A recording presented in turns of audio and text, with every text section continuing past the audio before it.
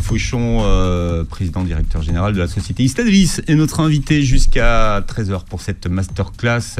Alors vous ne comptez pas renoncer au recours à l'électronarcose, notamment pour les volailles. Pourquoi ? Alors je vous parlais... et vous l'assumez ? Oui, on l'assume. On parlait de transparence tout à l'heure. Oui, vous l'assumez. Donc c'est pour ça que je vous interroge là-dessus. Ouais. On dit clairement comment on travaille. Et c'est un sujet qui fâche. Pourquoi ?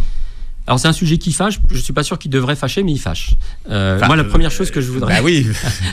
Mais je vais vous expliquer pourquoi je pense qu'il ne devrait pas fâcher. Il n'y a pas d'opposition de base entre électronarcose et halal.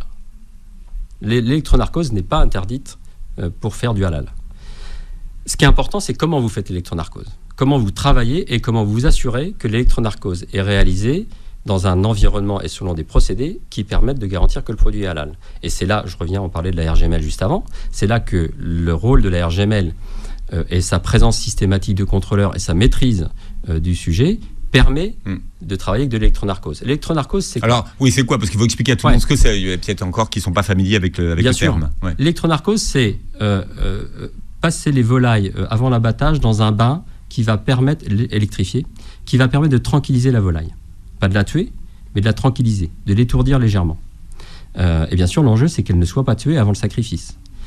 C'est là que le rôle de la RGML est important. Parce que la RGML, quand elle va travailler dans un abattoir qui travaille en électronarcose, va premièrement s'assurer que les paramètres d'intensité de l'électronarcose ne sont pas trop élevés, pour éviter que les volailles ne soient tuées.